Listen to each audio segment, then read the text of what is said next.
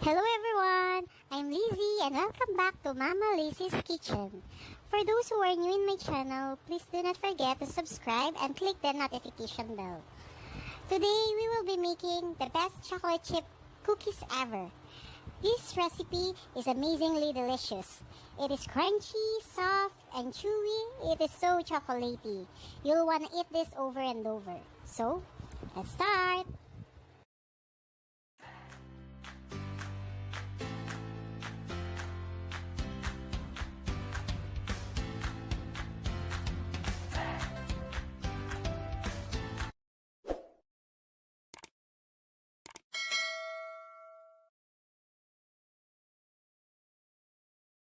Here are the ingredients.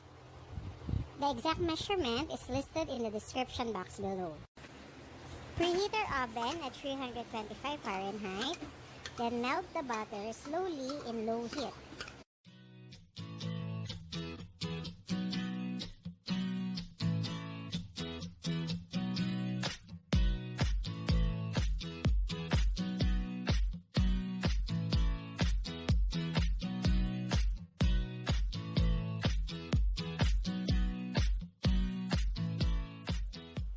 When you see bubbles, you can turn off the heat and let the butter cool.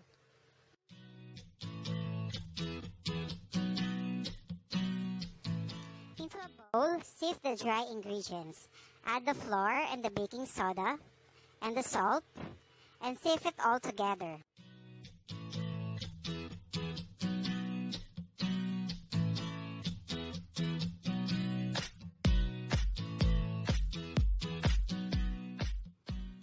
In a bowl, add the melted butter.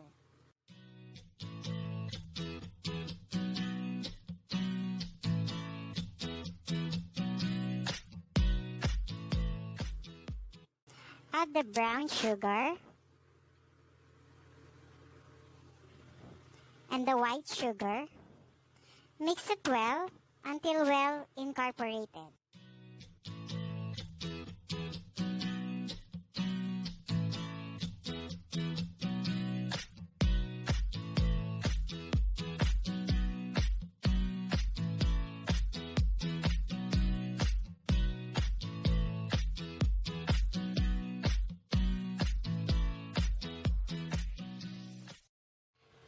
Add the vanilla extract.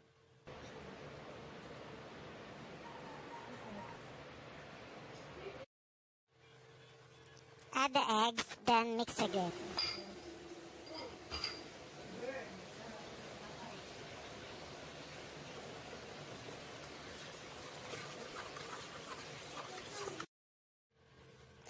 Then add the sifted dry ingredients. Mix until well blended.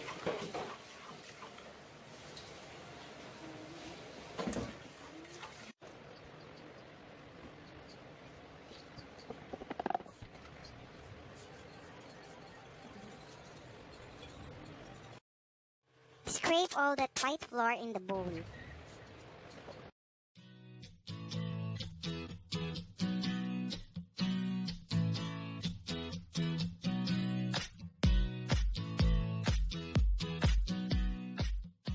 Add the chocolate chips and mix it well.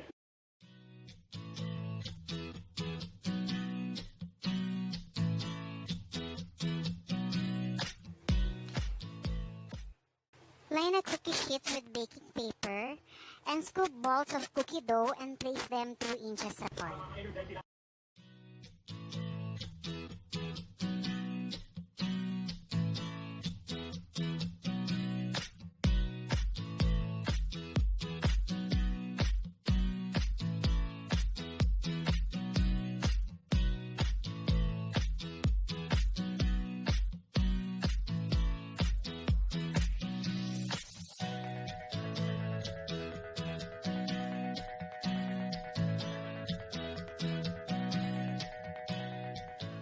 Bake for 15 to 17 minutes at 325 Fahrenheit.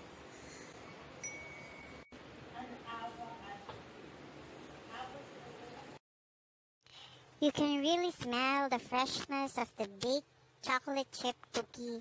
The kitchen smells so good. Ready, go!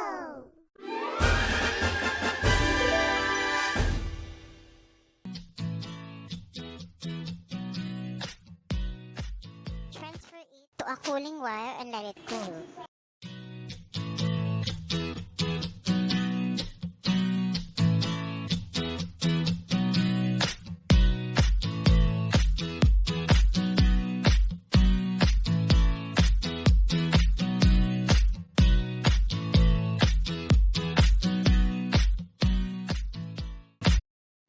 While waiting for the chocolate chip cookies to cool, I will give you some tips on how I store my frozen cookie dough. I just scoop cookie dough and lie them in the cookie tray and freeze them for about 30 minutes. When it's already set, it is easier to put in Ziploc and I put it back in the freezer. I just bake them fresh whenever I want to eat. Just thaw them about 1 hour before baking.